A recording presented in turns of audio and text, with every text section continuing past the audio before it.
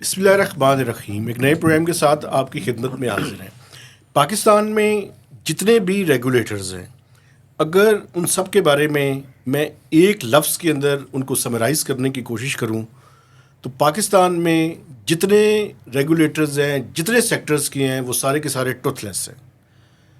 آج ہم نے اسلام آباد میں جو private educational institution regulatory authority, اس کے بارے میں بات کرنی ہے. اور ہمارے ساتھ ہے محمد وقار بھٹی صاحب، جو کہ بیسیکلی ہیلتھ کے اوپر کام کرتے ہیں، لیکن اگر ان کا کیریئر کے بارے میں بات کروں تو انہوں نے ایجوکیشن سیکٹر کے اوپر بھی کافی سارا کام کیا ہوا ہے. اور گیلانی صاحب کا بھی اس میں ایکسپیرینس ہے. ریسنٹلی ایک دو ایگزامپلس بھی ان کے پاس آئی ہیں جو ہم نے سمجھا کہ بڑی زبردست قسم کی ہیں، جن کو ہمیں ڈسکس کرنا چاہیے. بیسکلی اسٹوڈنٹس کا نہیں ناظرین، یہ زیادہ اسٹوڈنٹس کو پڑھانے والے ٹیچرس کا معاملہ ہے، جو کہ پرائیویٹ ایجوکیشن انسٹیٹیوشنز میں، یہاں صرف اسلام آباد میں نہیں ہوگا، اکراس پاکستان، پنجاب میں بھی بہت زیادہ استحصال ہوتا ہے ان کا.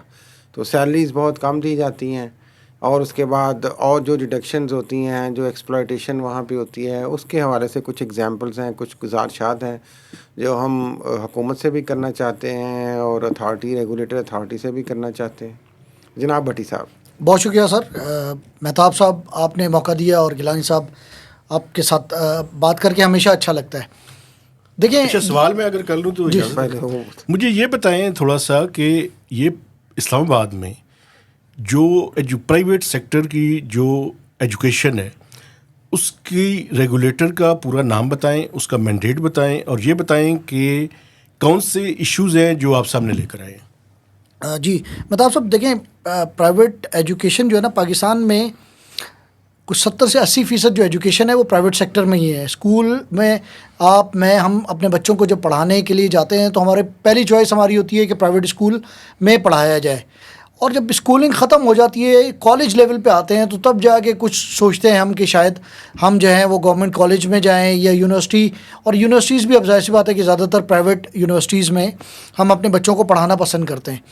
تو پورے ملک میں جو ایجوکیشنل انسٹیٹیوشنس ہیں، پرائیویٹ ایجوکیشنل انسٹیٹیوشنس، ان کے لیے ریگولیٹری اتھارٹیز ہیں جو کہ پروونشل لیول پہ کام کرتی ہیں. اسلام آباد میں جو ہے وہ فیڈرل لیول پہ ایک اتھارٹی ہے، اس کا نام ہے private educational institutions regulatory authority, جس کو پیرا کے نام سے جانا جاتا ہے. میں آج جو بات کرنا چاہ رہا ہوں وہ بڑے دکھی دل کے ساتھ، میں نے کچھ دن پہلے ایک اسٹوری بھی کی تھی، اس سے پہلے بھی میں نے ٹی این ایس میں بھی کچھ اسٹوریز کی. جب میں ایجوکیشن رپورٹنگ کرتا تھا میں تب بھی اسٹوریز کرتا تھا. ایک ایسا نیگلیکٹڈ ایریا ہے جس پہ میں آج بات کرنا چاہتا ہوں، وہ ہے ٹیچرز کا ایریا.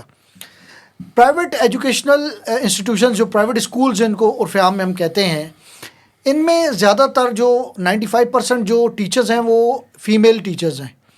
اچھا، یہ فیمیل ٹیچرز جو ہیں وہ 3 طرح کی ہوتی ہیں. ان میں ایک تو فریش گریجویٹس ہوتی ہیں یونیورسٹیز کی، ان ماسٹرز، اب آج کل تو ماسٹرز کر کے آتی ہیں خواتین. دوسرے نمبر پہ اس میں وہ خواتین ہوتی ہیں جو کسی وجہ سے بیوہ ہو جاتی ہیں، یا جن کو خدا نخواستہ طلاق ہو جاتی ہے، تو انہیں اپنے فیڈ کرنا ہوتا ہے، فیملی کو سپورٹ کرنا ہوتا ہے. کچھ خواتین ایسی بھی ہیں جو میرڈ خواتین ہیں، وہ بھی چاہتی ہیں کہ وہ ورک کریں. اور سب سے اچھا کام اس ملک میں تمیز کا کام یہ ہے کہ آپ بچوں کو پڑھانا شروع کر دیں. بالکل ٹھیک. مسئلہ یہاں سے شروع ہوتا ہے کہ جو پرائیویٹ ایجوکیشنل انسٹیٹیوشنز ہیں پورے پاکستان میں، یہ استحصال کا بدترین گڑھ ہیں. سر مہتاب صاحب، میں ابھی آپ کو بتاؤں، کراچی میں ایک خاتون ہے، میں ذاتی طور پہ جانتا ہوں، اور اس طرح کی سینکڑوں نہیں ہزاروں ہیں. وہ خاتون 30 سال اس کی عمر ہے، 32 سال. اس کے شوہر کا کینسر کی وجہ سے انتقال ہو گیا کچھ دن پہلے، اور اس کی 3 بچیاں ہیں. اس خاتون نے سوچا کہ اب وہ والدین کے گھر جا نہیں سکتی، جو ان لاز ہیں وہ بھی اس قابل نہیں تھے، تو اس نے سوچا کہ میں یہ بچوں کو پڑھا کے میں گزارا کروں. آپ کو پتہ ہے اس کو مہینے کی تنخواہ کتنی ملتی ہے؟ اس بچی کو، عورت کو 8,000 روپے. پرائیویٹ اسکولز جو کہ بڑے کو چھوڑ کے، چند بیکن ہاؤس اور اس طرح کے اسکولوں کو چھوڑ کے، 8,000 روپے، 6,000 روپے، 8,000 روپے سے لے کر 20 سے 25,000 روپے یہ فیس دیتے ہیں، تنخواہ دیتے ہیں پرائیویٹ ٹیچرز کو. ایک بات، پہلی بات تو یہ ہوگی. دوسری بات یہ ہے کہ یہ کسی طرح کا، میجورٹی جو ہے کسی طرح کا کوئی کانٹریکٹ لیٹر، کوئی اپائنٹمنٹ لیٹر، کوئی لکھت پڑھت میں نہیں ہوتا، زبانی کلامی. وہ گئی، انہوں نے کہا جی آپ ڈیمو دے دیں. آپ جاتے ہیں، خاتون گئی، انہوں نے اسکول میں انہوں نے کہا آپ ڈیمو دے دیں. اس نے ڈیمو دیا, انہوں نے کہا ٹھیک ہے کل سے آپ آ جائیں, آپ کی تنخواہ ہوگی 20,000 روپے یا 15,000 روپے جو بھی. میں ابھی گجرات میں ایک ڈبل ماسٹرز خاتون کو جانتا ہوں, میری عزیزہ ہیں. میں نے ابھی کچھ دن پہلے عید پہ میں نے پوچھا, میں نے کہا ایک ان کے پاس اکنامکس کی ماسٹرز ڈگری ہے اور ایک سائیکالوجی کی. تو میں نے کہا آپ کی تنخواہ کتنی ہے؟ انہوں نے کہا جی 15,000 روپے ڈبل ماسٹرز. یہ اسکول اور جس اسکول میں وہ پڑھاتی ہیں اس اسکول کی آمدنی میں نے ویسے ہی حساب لگایا 3,000 روپے فیس لیتے ہیں اور وہاں پہ 300 بچے تھے. تو یہ کوئی تقریباً جو ہے وہ کوئی میرے خیال ہے 10 لاکھ روپے کے قریب ماہانہ انکم تھی ان کی. اور ٹیچر کی تنخواہ جو تھی, جو کہ کوآرڈینیٹر تھیں خاتون, ان کو 15,000 روپے وہ دے رہے تھے. کینسر کی وہ جو بیوہ خاتون ہے اس کو 8,000 روپے دے رہے تھے. اسلام آباد میں 15 سے لے کر 25,000 روپے. اچھا آگے چلیں, ہر اسکول ٹیچر کی ایک تنخواہ جو ہے یہ اسکول ہولڈ کر لیتا ہے. یہ کیوں؟ سیکیورٹی, ایز اے سیکیورٹی کیوں کہ وہ مڈ آف دا سیشن وہ چھوڑ کے نہ جائے. ٹھیک ہے, وہ انہوں نے رکھ لی. اچھا سیشن کا مطلب یہ ہے کہ جون جولائی تک انہوں نے پڑھانا ہے. ٹھیک ہے, مزے کی بات یہ ہے کہ جون جولائی سے پہلے ہی اس ٹیچر کو فارغ کر دیا جاتا ہے, ٹرمینیٹ کر دیا جاتا ہے. کیوں تاکہ وہ عید کی وہ جو چھٹیاں ہیں سوری گرمیوں کی اس کے پیسے نہ دینے پڑے. اچھا اگر وہ رکھتے بھی ہیں تو آدھی تنخواہ دیتے ہیں, ایک بات. اور دوسرا اس کے ساتھ یہ کرتے ہیں کہ وہ جو آدھی تنخواہ دیتے ہیں تو پوری چھٹیوں میں اس خاتون کو بلاتے بھی ہیں. بچے نہیں ہیں وہاں پہ, ہاں جی بچے نہیں ہیں, لیکن ٹیچر جو ہے اس نے آنا ہی آنا ہے وہاں پہ. کوئی تہوار ہو, کوئی چھٹی ہو, اکثر اسکول جو ہیں وہ ایکٹیویٹی کوئی نہ کچھ کر کے وہ ان ٹیچرز کو بلاتے ہیں. میں آپ سے سر یہ پوچھنا چاہتا ہوں, آپ ایک اکانومی کو کور کرتے ہیں, منیمم ویج ہماری کیا ہے سر اس ملک میں؟ 37. اس ملک میں کیا کوئی قانون ایسا نہیں ہے کہ یہ جو ٹیچرز ہیں جو کہ ہمارے بچوں کو, آپ کے بچوں کو یہ پڑھا رہی ہوتی ہیں, ان کو آپ 8,000 سے لے کر 25,000 روپے تک آپ تنخواہ دیتے ہیں؟ اچھا پھر وہ کہتے ہیں ایک اچھا آرگیومنٹ ہے, میں نے ایک اسکول اونر سے پوچھا, میں نے کہا جی آپ منیمم ویج کیوں نہیں دیتے؟ کہتے ہیں جی وہ 8 گھنٹے پورے نہیں کرتی, وہ 6 گھنٹے کرتی ہیں تو اس لیے ہم ان کو منیمم ویج نہیں دیتے. لیکن یہ فرائیڈے کا ہاف ڈے ان کو نہیں دیتے, سیٹرڈے کو بلاتے ہیں, سنڈیز کو بلاتے ہیں, عید میلاد النبی کے دن بلاتے ہیں, 14 اگست کے دن بلاتے ہیں کہ جی وہ ہم نے تیاری کروانی ہے 14 اگست کے فنکشن کی. اس دن 14 اگست کا اس دن ان کی چھٹی نہیں ہوتی, 23 مارچ کو ان کی چھٹی نہیں ہوتی, عید کے دن ان کی چھٹی نہیں ہوتی. تو یہ اگر ڈیز کاؤنٹ کریں تو ڈیلی 8 گھنٹے کے سے زیادہ, بلکہ تو 10-12 گھنٹے کی ان کی اگر وہ آورس کاؤنٹ کریں تو بن جاتے ہیں. تو یہ اچھا یہ تو ہو گیا جو فائنینشیل استحصال ہے. اب میں آپ کو ایک اور بڑی خطرناک اخلاقی استحصال کی بھی بہت ساری میں سر اس طرف آنا چاہ رہا ہوں. میں نے سینکڑوں تو نہیں درجنوں خواتین کے انٹرویوز کیے ہیں ایز این ایجوکیشن رپورٹر اور ایز اے رپورٹر. میل مالکان جو ہیں, ایک تو انہوں نے یہ بیگار کیمپ کھولے ہوئے جن کو اسکول کہا جاتا ہے, وہ میں نے آپ بتا دیا کہ استحصال کس طرح کے ہوتے ہیں. ساتھ ساتھ اکثر ان خواتین ٹیچرز کا جنسی اور جذباتی استحصال بھی کیا جاتا ہے. ان کے ساتھ زومانی باتیں کرنا, ان کو لفٹ دینے کے بہانے ان کو لے کے جانا, ان کو کھانا کھلانے کے بہانے ان کو اپنے ساتھ لے کے جانا. کراچی میں تو وہ ایک ٹیچر کی ویڈیوز کا پورا وہ اسکینڈل چلتا رہا نا, آپ کو یاد ہے؟ جی بالکل. یہ دیکھیں, یہ اب خواتین ہماری اس ملک میں وہ بات اس لیے نہیں کر سکتی کہ اگر وہ بتائیں تو گھر والے باہر نکلنے نہیں دیتے, بدنامی علیحدہ ہے. لیکن بٹی صاحب ایک آرگومنٹ, وہ آرگومنٹ یہ ہے کہ آپ استحصال وہاں پہ ہوتا ہے جہاں پہ آپ یو ڈونٹ اسپیک. یس. تو آپ یہ نہیں سمجھتے, دیکھیں ہم یہاں پہ ایک ڈائلاگ کی صورت میں بات چیت کر رہے ہیں, یہ استحصال ہو رہا ہوگا, میں اس سے انکار نہیں کرتا. لیکن جو ہماری دیکھنے والی خواتین ہیں, جو آج بچیاں ہیں, جو ینگ ہیں, میرے خیال میں ہمیں یہ بھی میسیج دینے کی ضرورت ہے کہ دے شوڈ اسپیک آؤٹ. میں تو دیکھیں, میں تو فورمز یہ پیرا کے علاوہ بھی اور بھی جو خواتین کے استحصال کے حوالے سے کافی سارے فورمز ہیں, لیکن ہراسمنٹ تو ایک جگہ, یہ جو مالی استحصال ہو رہا ہے ہم زیادہ اس پہ فوکس کریں. اسلام آباد کے اسکولوں میں کیپٹل میں اگر یہ ہو رہا ہے بٹی صاحب, تو میرا خیال ہے کہ جو ریگولیٹری اتھارٹی ہے اس کو آپ نے بھی ان سے بات کی ہوگی, کیا کہتے ہیں وہ؟ دیکھیں ایک تو میں مہتاب صاحب کی بات کا جواب دے دوں. دیکھیں اسپیک اپ کا مطلب یہ ہے کہ میں نے تو اپنی وائف کو بھی کہا, میں نے اپنی سسٹر کو بھی کہا, میری جاننے والی جو خواتین ہیں میں ان سے بات کرتا ہوں. میں انہیں کہتا ہوں کہ دیکھیں کسی بھی شخص کو حق حاصل نہیں ہے کہ وہ کسی بھی طرح کا خاتون کی عزت اور حرمت پہ بات کرے. مطلب ایکسپرٹ ہماری خواتین تو وہ تھیں جنہوں نے عزت و آن پہ حرف آنے سے پہلے کنووں میں چھلانگ لگا دی تھی یا اگلوں کو مار دیا تھا. میں یہ نہیں کہتا کہ اس لیول پہ, لیکن آپ کو اپنا جو اپنی عزت و حرمت ہے اس پہ حرف آنے سے پہلے بات کرنی چاہیے. اب اتھارٹیز موجود ہیں, اب ایسے ادارے موجود ہیں. ایک تو ہراسمنٹ اینٹی ہراسمنٹ کے جو امبڈسمین موجود ہیں, امبڈس وومن وہ موجود ہیں, وہاں پہ کمپلین کی جا سکتی ہے. جہاں تک آپ نے بات کی نا پیرا کی, سر پیرا کی میں ابھی ایک تازہ کمپلینٹ, میں نہیں بتاؤں گا کہ وہ کن کی کمپلینٹ ہے. ایک اسکول نے ایک ٹیچر کو نکال دیا اور ان کی جو تنخواہ بنتی تھی وہ کوئی 52,000 روپے بنتی تھی, ڈیوز جو بنتے تھے. اسکول کے مالک نے کہا کہ میں آپ کو صرف 17,000 روپے دوں گا, اور چونکہ بدتمیزی اور ڈسگریسفل بیہیویئر بھی اسکول اونر کا تھا, لیکن اس نے کہا کہ پہلے تو مجھ سے معافی مانگی جائے گی میرے آفس میں آ کے اور ریگریٹ کیا جائے گا, اس کے بعد میں 17,000 روپے پے کروں گا. خاتون نے وہ کمپلینٹ پیرا کو بھجوا دی. پیرا نے کیا کیا کہ 1.5 ہفتے کے بعد 2 ہفتے کے بعد انہوں نے یہ کیا کہ اسکول اونر کو لکھا. اسکول اونر نے کہا جی میں تو ڈیوز دینے کو تیار ہوں. پیرا نے ان خاتون کو کہا جی وہ تو ڈیوز دینے کو تیار ہیں, آپ جائیں اور دونوں مل کے معاملہ طے کر لیں. اس کا مطلب یہ ہے کہ پیرا جو ہے وہ صرف اور صرف اپنی تنخواہیں لینے کے لیے, اپنی کمیونیکیشن کے لیے آپ کی شکایت آئی, انہوں نے ادھر بھیجا.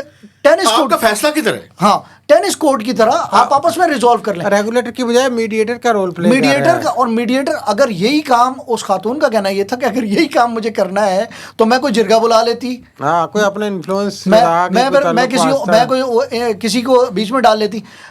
جب دیکھیں اس ملک میں پرابلم, یہی کام اگر انگلینڈ میں ہوتا, یہی کام کینیڈا میں ہوتا, آسٹریلیا میں ہوتا نا, تو کمپلینٹ جو ہے وہ ریزالو ہو کے دونوں کا موقف سن کے اتھارٹی. اب اس کیس میں پیرا نے اس خاتون کو کہا کہ آپ اپنا کانٹریکٹ لیٹر دیں. انہوں نے کہا مجھے کوئی کانٹریکٹ لیٹر دیا ہی نہیں, ملا ہی نہیں. تو پیرا نے جو جواب دیا اس میں یہ لکھا ہوا تھا آپ کو چونکہ کہا گیا تھا کہ آپ کانٹریکٹ لیٹر دیں, تو آپ نے وہ پیش نہیں کیا, تو اس لیے آپ کی کمپلینٹ تو ویلڈ ہے ہی نہیں. یعنی کہ رادر دین کہ آپ نوٹس لیں کہ یار آپ کو کانٹریکٹ لیٹر ہی نہیں اسکول نے دیا. ہاں, اور اسکول رجسٹرڈ نہیں ہے, کوئی کانٹریکٹ لیٹر وہ ایشو نہیں کرتا, گھروں کے اندر بنے ہوئے ہیں گھروں کے. اچھا یہ دیکھیں ریزیڈینشیل ایریا, ابھی لاز دیکھیں, سی ڈی اے کو کوئی پوچھنے والا نہیں ہے کہ گھروں کے اندر اسکول قائم ہوئے ہیں. میں یہ ہوا تھا انہوں نے موو کیے تھے اسلام آباد شہر کے اندر سے باہر. اچھا ویسے بھٹی صاحب ایک بات میں اور جو ہے نا, پچھلے دنوں میں آج کل ایک ویڈیوز بڑی زیادہ پاپ اپ ہو کے آ رہی ہیں. پنجاب کے ایک ایس پی ہیں, وہ کھلی کچہریاں لگاتے ہیں, منڈی بہاؤدین والے, منڈی بہاؤدین محی الدین, جی جی غلام محی الدین میں جو بھی. کیا مجھے یقین کریں, میں انہیں ذاتی طور پہ نہیں جانتا, لیکن میں نے ان کی ویڈیوز دیکھی ہیں. وہ موقع پہ ایس ایچ او کو اور ڈی ایس پی کو ان سے کہتے ہیں بھائی مسئلہ ریزالو کرو, اور خاتون اور کوئی مرد آیا ان کے پاس کمپلینٹ, تو اسے کہتے ہیں میں معذرت کرتا ہوں 2-3 دنوں میں مسئلے کو حل کروں گا. پرو ایکٹیو اپروچ اس ملک میں پرو ایکٹیو اپروچ ہے ہی نہیں. احسان کر رہے ہیں سرکار میں آ کے, لیکن میں آپ کو بتاؤں اسلام آباد میں کچھ سرکاری سکولز ٹو سم ایکسٹینٹ بہتر ہوئے ہیں, سرکاری اسکول. لیکن یہ دیکھیں یہ وہی ہو جاتی ہے کہ ان کا وہ اسٹیٹس وائز یا کنڈیشن وائز جو بڑے اسکول ہیں, کیمپسز ہیں, وہ ذرا بہتر سہولیات دے رہے ہیں. جو اس طرح کے چھوٹے اسکولوں کی مثال دے رہے ہیں, جو پرائیویٹ اسکولز کی میں بات نہیں کر رہا, مختلف سوسائٹیوں میں گلی محلوں میں کھلے ہیں, وہ اور طرح کی مثال دے رہے ہیں.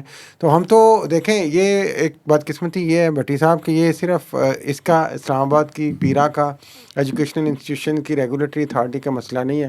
ہمارے پاس 20 ایگزامپلز ہیں, کسی دن ہم نے پروگرام بھی کرنا ہے اس پہ. آپ کا security exchange commission of Pakistan جو انشورنس کمپنیز کو ڈیل کرتا ہے, آپ کا پی ٹی اے جو ریگولیٹر ہے جو ٹیلی کمیونیکیشن کو ڈیل کرتا ہے, جہاں پہ پبلک کی بے شمار ڈیلنگ ہے, کمپلینٹس ہیں, وہاں پہ کوئی بھی نہیں ایکشن لیتا. Health care regulatory authority.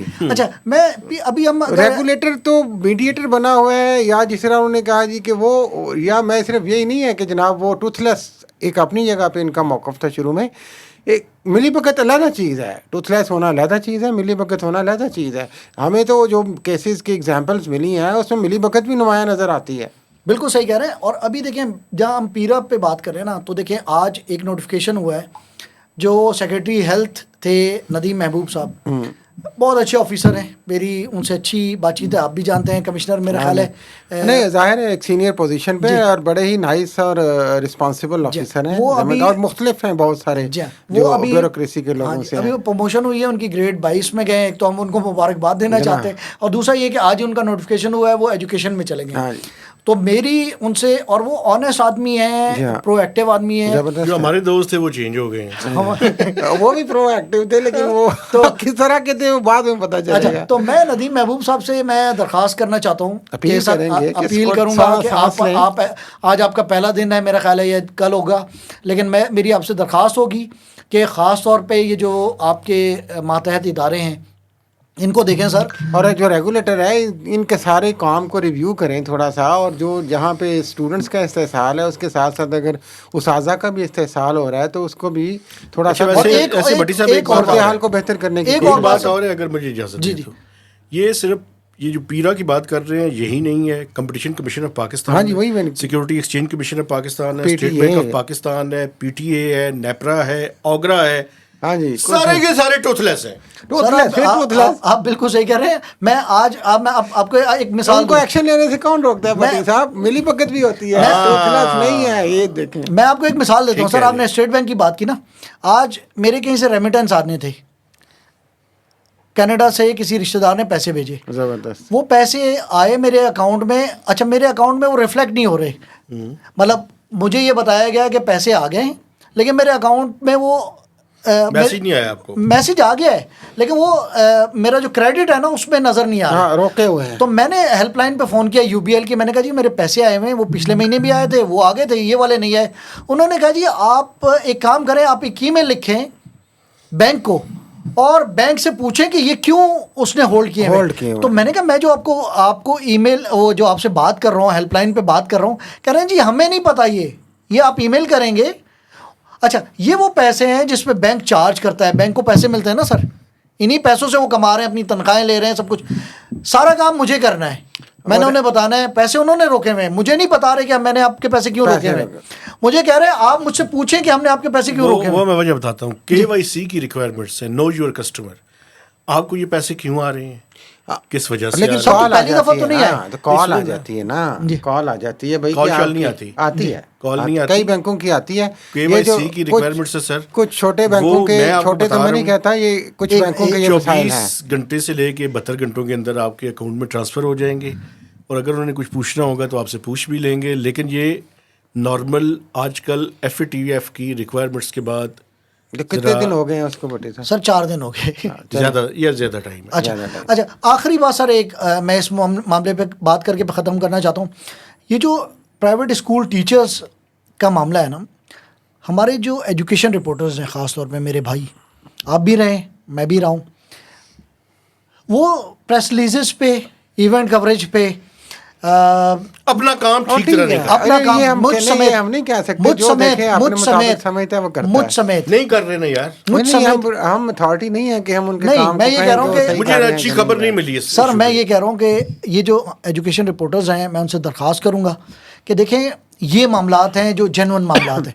تعلیم کا مطلب یہ ہے, تعلیم جس نے حاصل کرنی ہے اس کے کیا حالات ہیں, اور تعلیم جس نے دینی ہے اس کی کیا حالات ہیں, اور جس ادارے میں دینی ہے اس کے کیا حالات ہیں. اب اگر آپ جو ہیں وہ آپ منسٹر جو ہمارے وزیر ہیں, وزیر صاحب کی پریس ریلیزز کرتے رہیں, سیکرٹری صاحب کی, پیرا کی جو خاتون ایڈمنسٹریٹر ہیں ان کی, HEC کے چیئرمین کی باتیں سناتے رہیں, اس سے تعلیم کا جو بیڑا پار نہیں ہونا سر, بیڑا غرق ہی ہونا ہے. تو جو حالات ہیں تعلیمی اداروں کے, اور اچھی سٹوری اس طرح پہ جو استحصال کی ہیں وہ ان پہ فوکس کرنا چاہیے. لیکن میں جن کا آپ نے ذکر کیا, ندیم محبوب, چونکہ وہ آئے ہیں, یہ آپ نے آتے ہی ایک مسئلہ ان کے لیے رکھا ہے, ہم ان سے یہ بھی ریکویسٹ کریں گے, اپیل کریں گے کہ یہ جب تھوڑا سا وہ ایزی ہوں اب, تو اس سارے جو ریگولیٹری پروسیس کو ریویو کریں, اگر اس میں کہیں گیپس ہیں ان کو آئیڈینٹیفائی کیا جائے. اور میں سمجھتا ہوں کہ نہ صرف یہ جس طرح پی ٹی اے کی ہوتا ہے اور بہت ساری جگہوں پہ مہتاب صاحب ہے, جتنی بھی کمپلینٹس ہیں پرائیویٹ ایجوکیشنل انسٹیٹیوشنس کے خلاف with in the capital territory, چونکہ وہ تو اسلام آباد سے ریلیٹڈ ہوں گے,